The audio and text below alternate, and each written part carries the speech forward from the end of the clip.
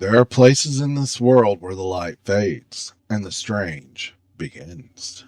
Stories whispered through generations, faces seen in the corner of the eye, footsteps in empty halls, lights in the sky where none should be. From haunted homesteads to lost civilizations, from creatures that stalk the woods to secrets buried by time or silence. The world is far stranger than we were ever meant to believe. Each episode, we gather around the table, not to explain it all away, but to ask the right questions, to dig deeper. Join Sean, Craig, and myself, Richard, as we journey into the forgotten, the forbidden, and the flat out unexplained. This is the Supernatural Roundtable.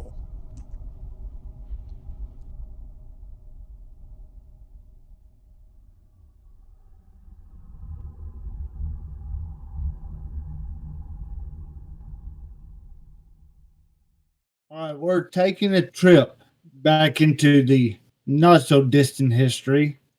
The date is April 30th, 1945. The Red Army was closing in. We are under Berlin, Germany.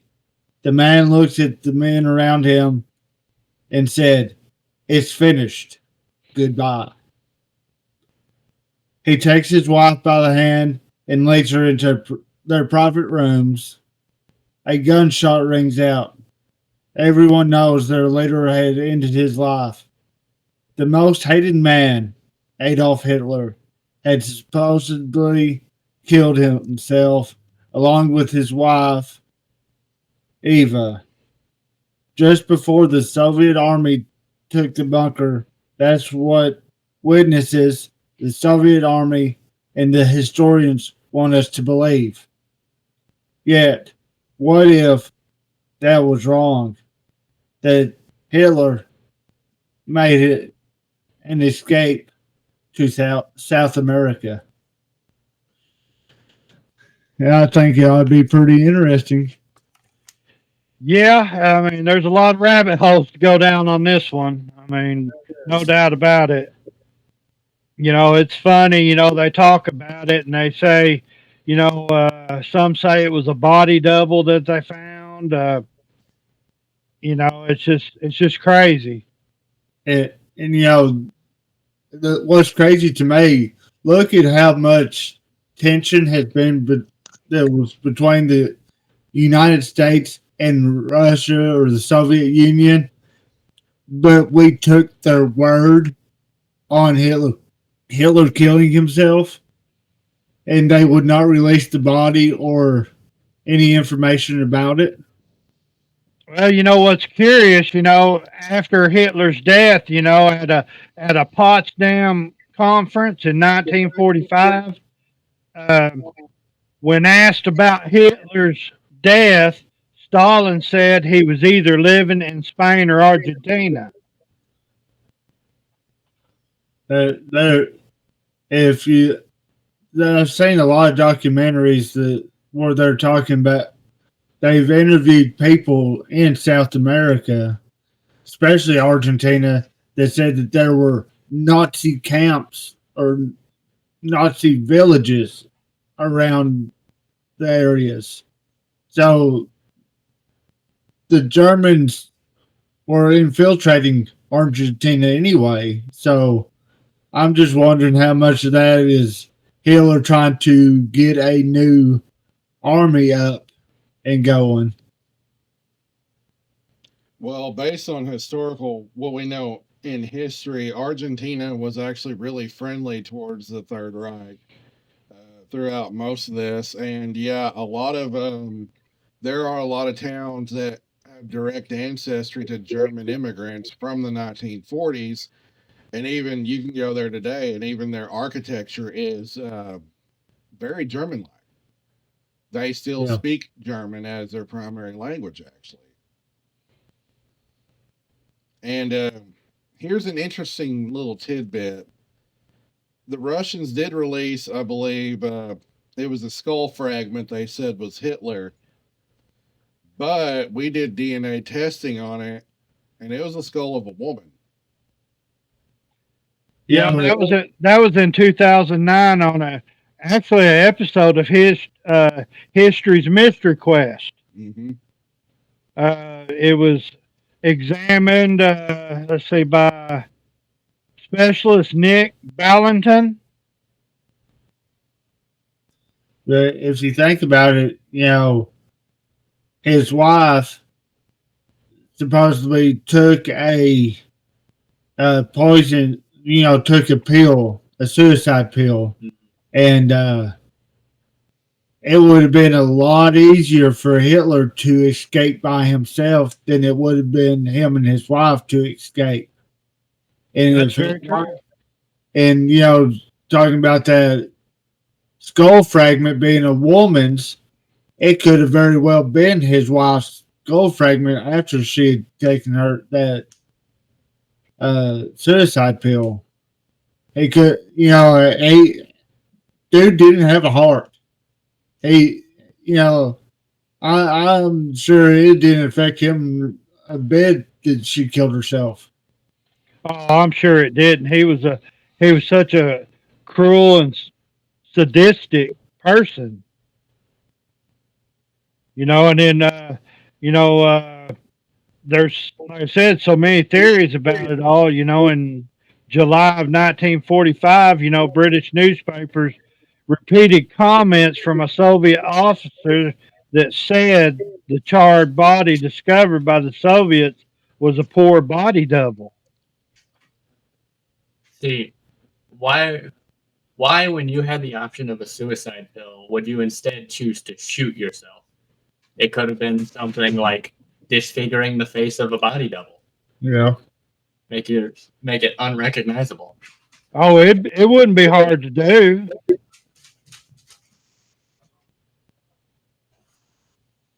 We were talking about towns and in Argentina that bore striking resemblance to German towns. God forbid I'm going to butcher this name. San Carlos de Bar. I'm just going to call it San Carlos. Also known as Little Switzerland or the Nazi Disneyland, ground zero for Nazi hiding rumors. The town is filled with Alpine-style buildings, German restaurants, chocolate shops, and even an Oktoberfest-style festivals. That ain't the only one either. There's also Villa General Belgrano. German immigrants, including survivors from the Nazi battleship Graf Spee, were rumored to live there. They also host Oktoberfest. The whole town has wood-framed houses, beer gardens, and later hosting parades. And there's other towns for sure. We're talking about he possibly escaping to Argentina, but there's also been rumors of him being in Colombia. One thing I found says a declassified CIA memo from 1954 mentioned a report of Hitler being seen in Colombia, along with photograph of a man resembling him. However, the CIA later recommended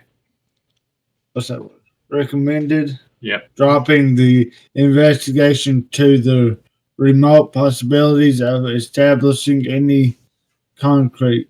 I mean, when you're the most hated person in the world, say you're in Argentina, and people start talking about you being there, you're not going to want to stay there. You're going to want to get out before people come looking for you. Right. And, I found an interesting thing. They'll go along with Sean's there, and it's in October of 1955. A CIA station in Caracas, Venezuela, received a report from a former agent named Philip. I'll probably butcher this name, but I think it's Philip Citroen, who stated he encountered Hitler once a month in Tunja, Colombia. And there's apparently an alleged photograph. I don't know if any of y'all can bring it up or not, but there is a photograph. I've seen it for myself that you can actually show people. I'll try to find it while I'm editing. See if I can't Okay. throw it up there. Yeah. Yeah. There's YouTube's kind of sensitive about stuff, considering we're talking about a funny mustache man. I just kind of wanted to go with tiny mustache. That, But there are other locations, that he said to be seen at. Alleged sightings were reported in various places around the world, including Austria, Indonesia, the U.S., and even suggestions of escaping to Antarctica. Now, Antarctica is about the only place you could go without being followed too much, but I don't know. The penguins might have been after him. Well, you had all these sightings, and then you had there's a few crazies out there that claimed to be Hitler, but they wasn't. Interesting article was in 1946. An American miner and Baptist preacher named William Henry Johnson. He was sending out a whole bunch of series of letters with the pen name Führer Number One. Anyway, it goes on to say he claimed that there was tunnels that were being dug to Washington, and they were making nuclear bombs and all kinds of weird things. But he was arrested on mail fraud, and of course, he wasn't the real Hitler. the that so there's one documentary I watched. It's been a long time, but there's where he was at. There was supposedly a lot of like tunnel systems and stuff that ran under Berlin, and one of the tunnels that they claimed that he could have gone down, there was a entrance that had been bricked up. They bricked it up, made it look like the rest of the wall, but it was hollow behind that section, and there was a tunnel that came out at the airport. And from the airport, I mean, they could have gone right into the airport without ever being seen. And they would have been able to get him on a plane. And I believe the claims were that they flew to Spain and landed in Spain, and he got on the submarine that took him to Argentina. yeah, because there's ironically 2 German submarines that surrendered in Argentina after the war had ended. Yeah. I had it brought up. Now, some people say about them submarines that all of them were sank and that Hitler wasn't on none of them. But I mean, who knows? Back in that period and stuff, how are you going to check for real? We can't track them they couldn't track them like we can now. Right? Exactly. That's what I'm saying. Well, here's the thing. I actually got the dates of the 2 U-boats that surrendered. Okay, the war. What day? When did the war end exactly? Um, Oh We should Lord, know this. God, we're terrible. I know. Oh, I'm getting to it. September 2nd, 1945 was the technical end of World War II, but Hitler supposedly killed himself in April 30th of 1945. All right, 2 right. U-boats that surrendered in Argentina. One under the command of Otto Wehrmacht surrendered July 10th, 1945, in Mar del Plata, Argentina. Germany surrendered May 7th. All right. Crew Yeah. has destroyed all documents, all ship logs, all ID tags, claimed they'd simply been wandering the Atlantic since Germany surrendered, refused to explain what they were doing in South American waters. The Argentine Navy had no clear explanation for their presence, no sign of stress or emergency. They had food, fuel, and were in good condition. Wow. Quiet. Then you had U boat 977 under the command of Heinz Schaefer, surrendered August 17th, 1945, in the same place, Mar del Plata, 3 months after Germany surrendered. Schaefer claimed he took 66-day submerged journey across the Atlantic to avoid capture by Allies. He insisted it was a gesture of loyalty to his crew, not an escape mission. He had no logs, no verifiable tracking data, no explanation for why he sailed to Argentina instead of surrendering to Allied naval forces in Europe. Wrote a memoir called U-977, 66 Days Underwater, widely viewed as self-serving and contradictory. Also he's tied to escape theories that he carried Eva Braun, possibly, documents and or gold rather than Hitler himself. Wow, that's pretty interesting.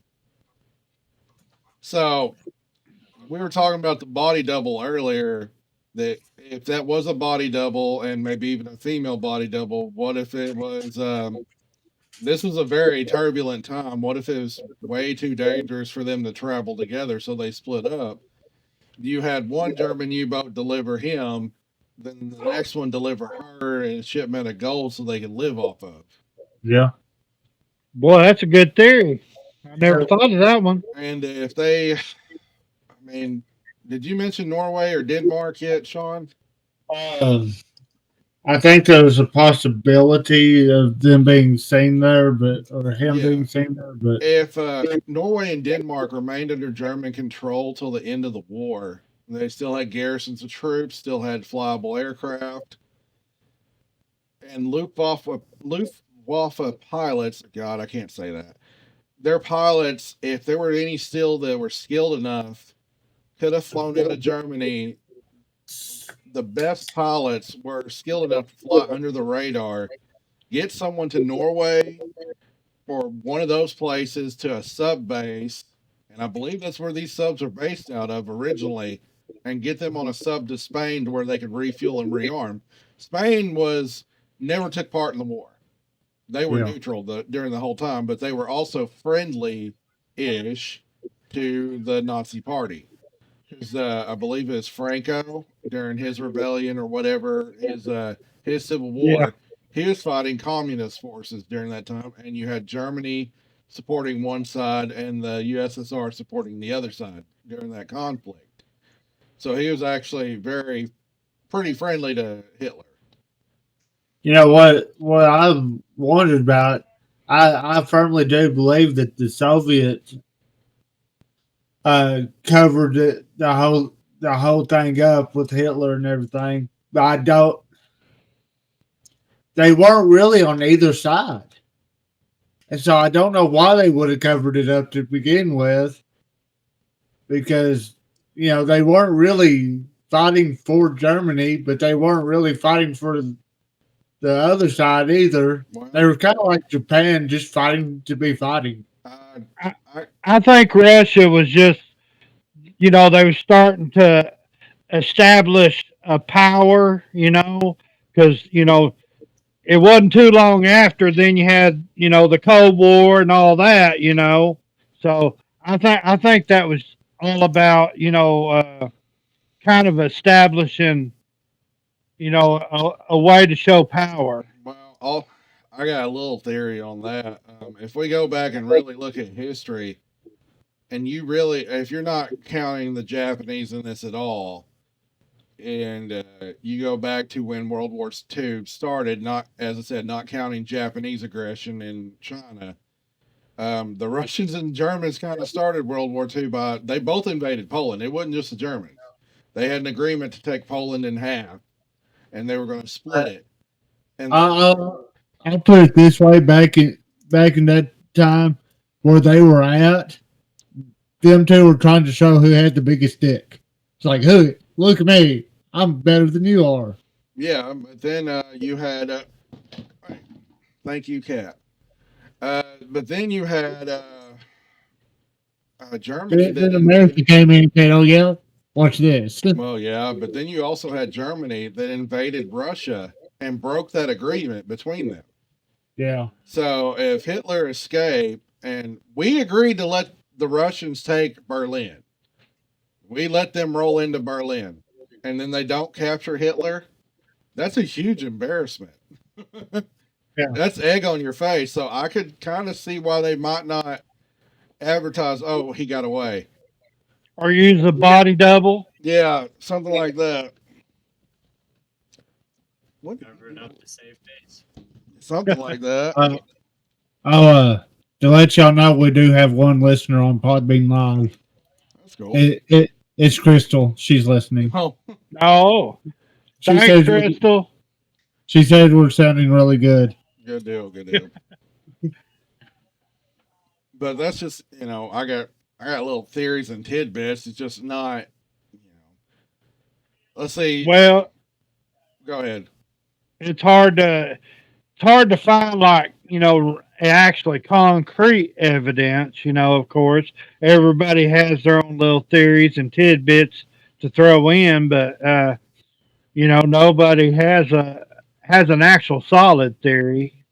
There were the documentaries and stuff. There's a show that I've watched some of. It's called Finding Hitler, and they've interviewed people. There's still people that are living today that can remember World War II. I mean, it might have been 80 years ago. My Crystal had a client who was in Germany right after the war was over, and he served and was in Germany, and he just recently passed away.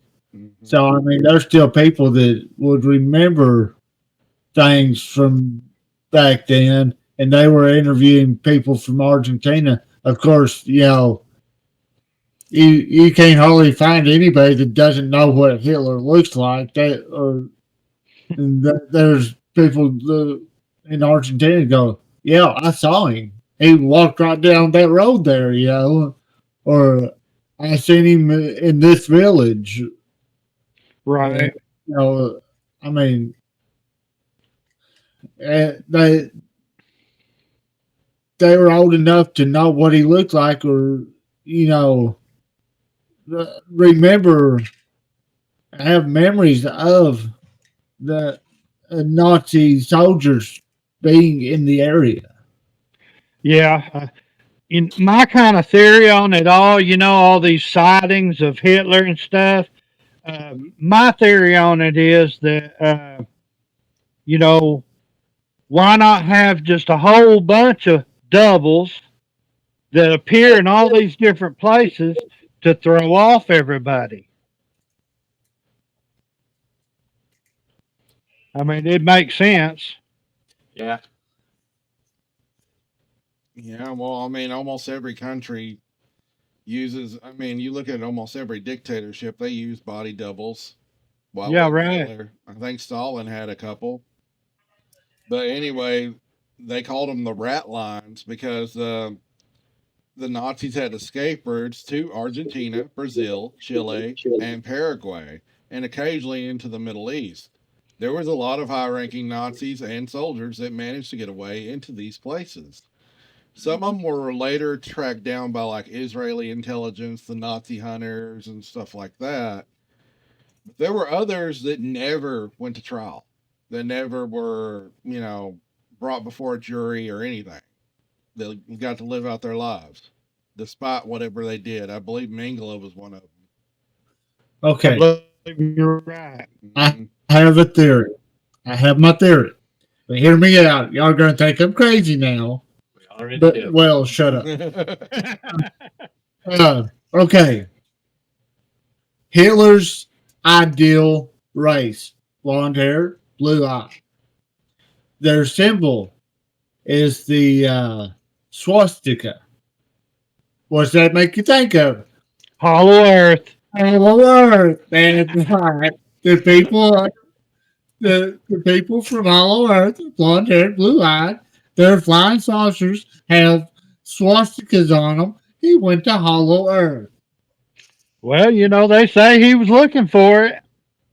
That's part of our other episode about Hollow Earth. He was all into that stuff. He was trying to make UFOs. I kind of figured that would get brought up. I wondered if it would. But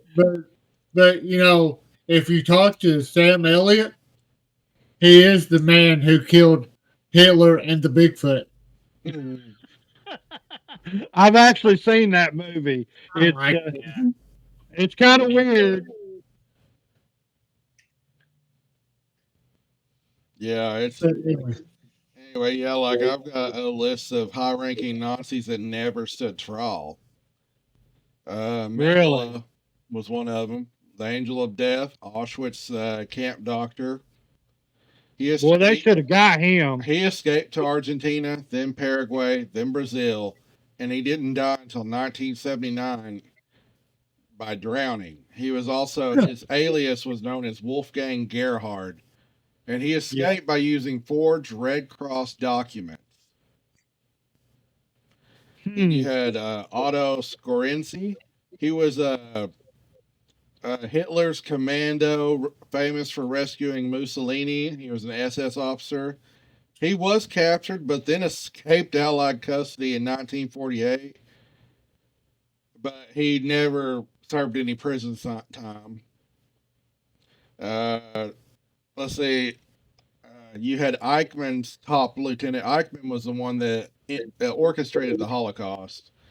But his top lieutenant deported over 100,000 Jewish people to death camps, fled to Syria, and became an advisor to the Assad regime. Never stood trial and died in 2001. Boy, a lot of these people should have stood trial, for all the terrible things that they did. Here's one that's probably going to irritate you a little bit.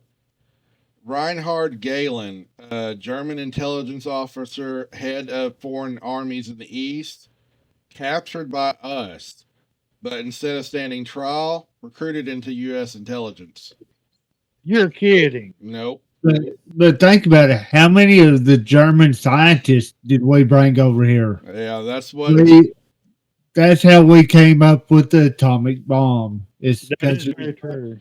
If the German scientists would have stayed in Germany, they would have came up with the atomic bomb, and Germany would be ruling the world. Yeah, and I don't want to touch too much on it because you said I can pick the next episode, and I'm kind of wanting to touch into this a little bit on the next episode because it's going to be about that. I was about the atomic bomb? No, not about. It's something called Operation Paperclip. It was a operation we did, and I wanted it to tie into your episode here, Sean. Yeah. Oh, that's cool. That's cool. I'll that's pretty cool. Yeah, I'll get into it near the end of the show. But anyway, here's another one. Let's see. Hans Kammler, SS general who oversaw the construction of Auschwitz, disappeared in 1945, declared dead, but no body was ever recovered. Some believe he was taken by U.S. intelligence under Operation Paperclip, but we don't know. It's just wild. And the crazy thing is, you notice the rat lines we talked about, Argentina, Brazil, Paraguay, all these places had really good connections to the Nazis. They did not have good connections with us and the Allies in general. That is very true. We were not well liked in Brazil at the time. Argentina is not what it was today, where we have semi-decent relationship. Well, I mean, back then anyway, we wasn't real liked by a whole lot of people at all. Well, Argentina had what you could call a fascist government back then. I know the word gets thrown around a lot today in modern media, but it had a true fascist dictatorship back then. And they were on friendly terms with the Nazis, so it's very possible he could have escaped and then wandered around South America. He would have had the money and the friends in high places to survive. Right. And it's rumored that he possibly had children. We don't know. That wouldn't be fun for anyone. Yeah, but I mean, you change your name, you change your appearance a little bit, and even if he did a couple of facial things and changed his appearance, a lot of people don't pay that much close attention if you really think about it. At least in my opinion. I wouldn't want a dad like that. No, not at all. But I don't know, it's dark and pretty disturbing to think he might have escaped. But we just don't have proof. Yeah, right. And and how evil he was, all the things he did to, the persecution of the Jews and everything else, is just unreal, the madness, in that man's mind. It wasn't just the Jews, it was gypsies, it was Yeah. people of other sexual orientations, it was sometimes Catholics. Right.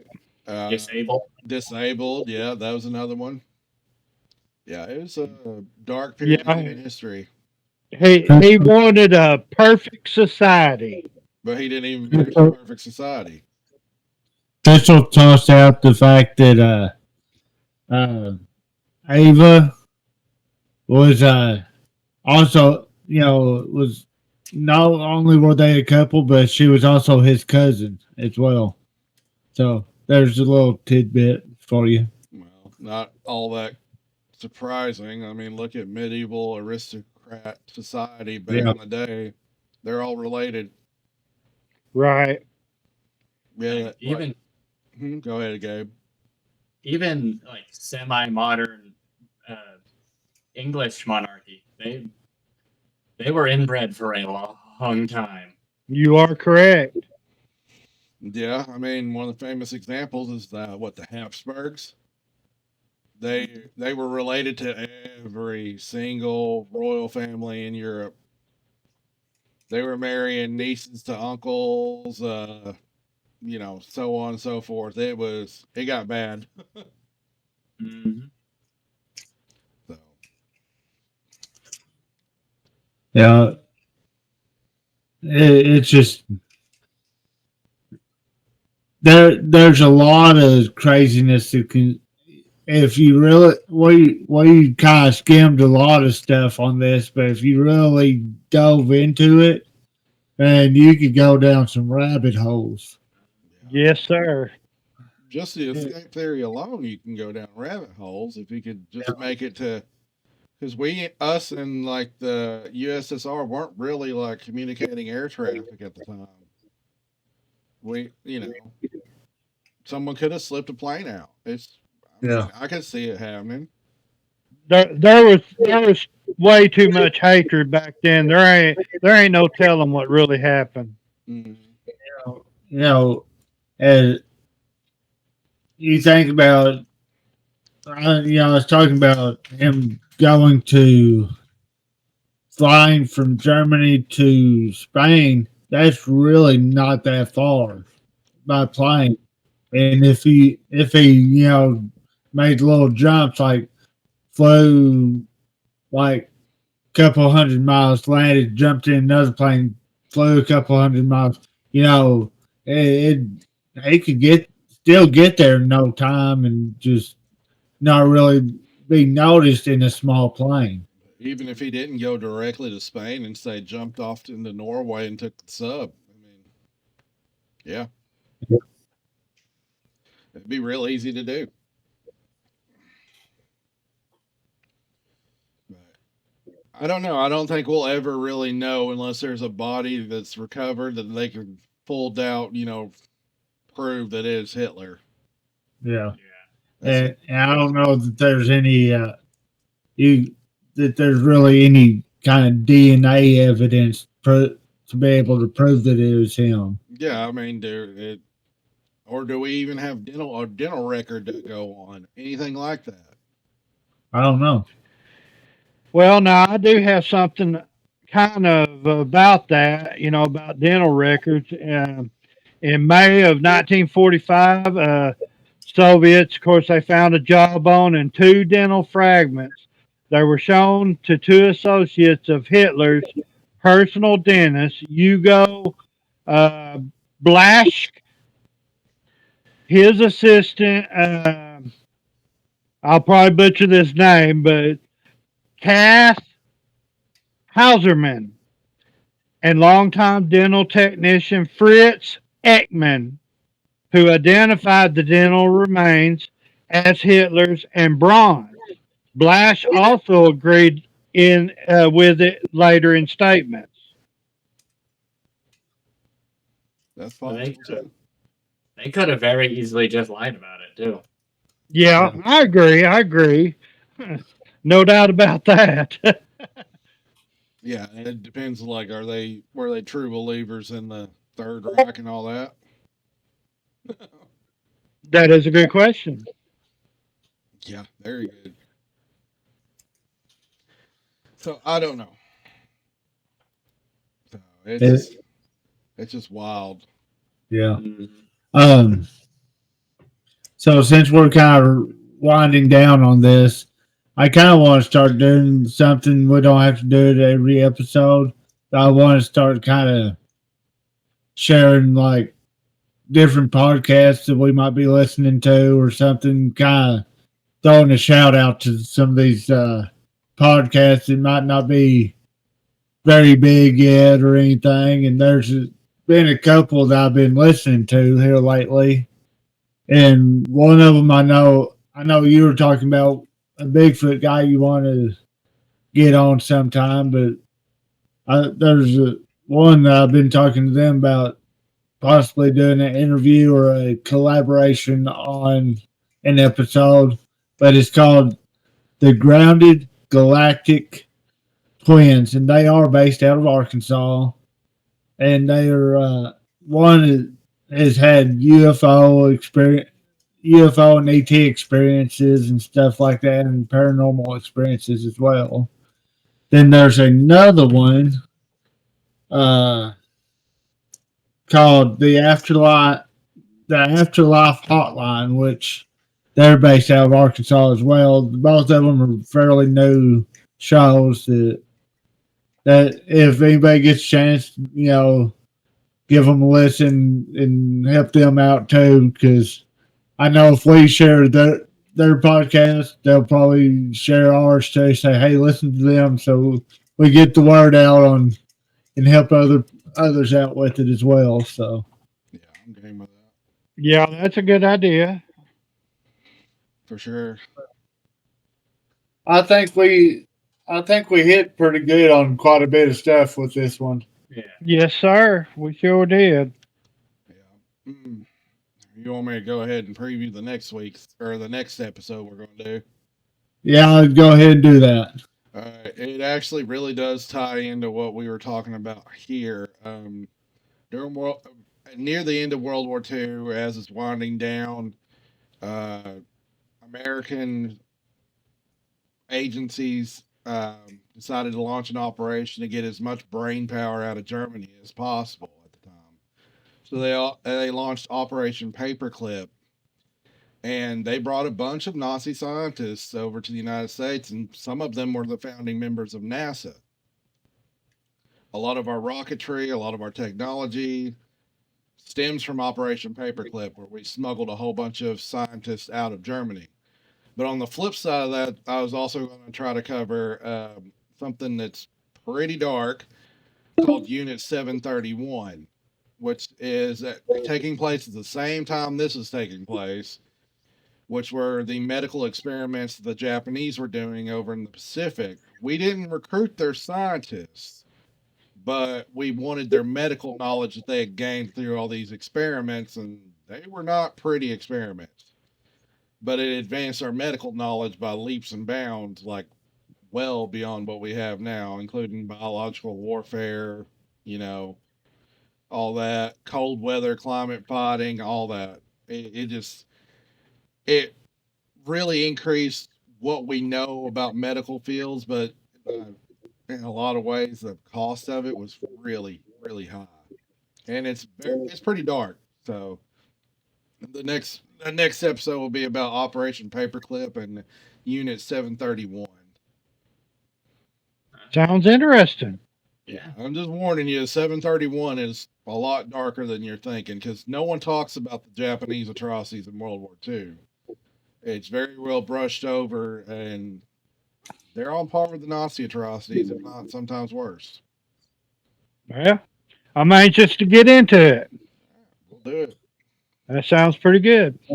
It's kind of making me think about that. Around the same time that I can't remember what it's called now, but it's the ship that they tried to teleport. The If you- Manhattan Project, not the Manhattan. Yeah. Is it Manhattan Project? Yeah, that's it. The Manhattan Project was the nuclear bomb.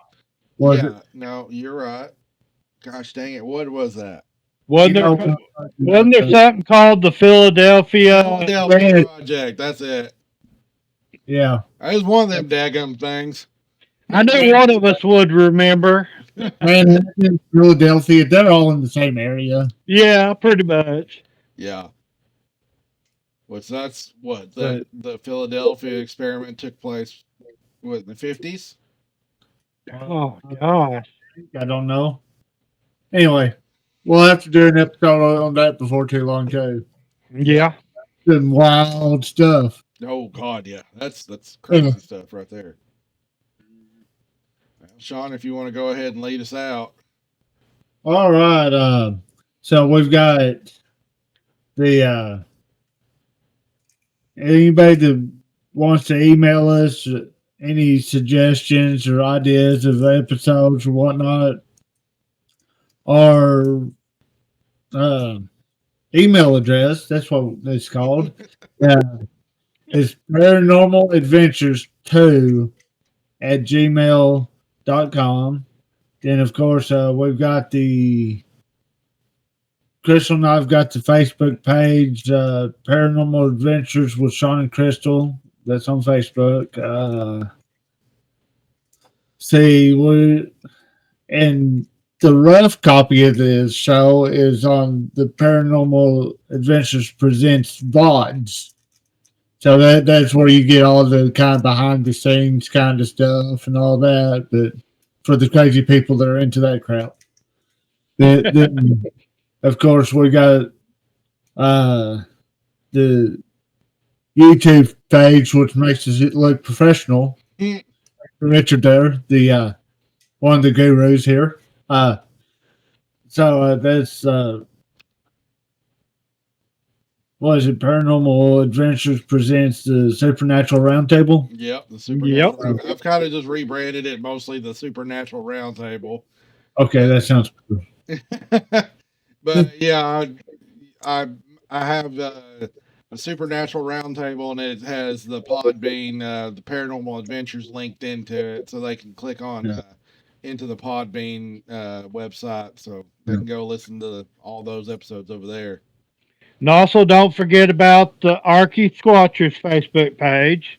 Yeah. Anybody, you're welcome to throw in stories, or maybe you've got some stuff you'd like to actually share live with us, and come on. We'd be happy to have you. And subscribe to us, like and share with your friends. Yeah, our subscribers have actually gone up. We're at 29 now. And yours have actually gone up too. So I appreciate it, and they do too. We appreciate everyone checking us out. Yeah, join our family. The small and growing family that it is. Yeah. We'll just call them the fellow adventurers. Adventurers. Some stories end in truth. Others fade into the shadows unanswered. But the search never ends. Not for us, and not for those still listening out there in the dark. If you enjoyed tonight's journey into the unknown, be sure to follow us on your favorite platform and share the show with someone who still believes there's more out there. Until next time, keep your lights low, your mind open, your feet out of the shadows. This has been the Supernatural Roundtable.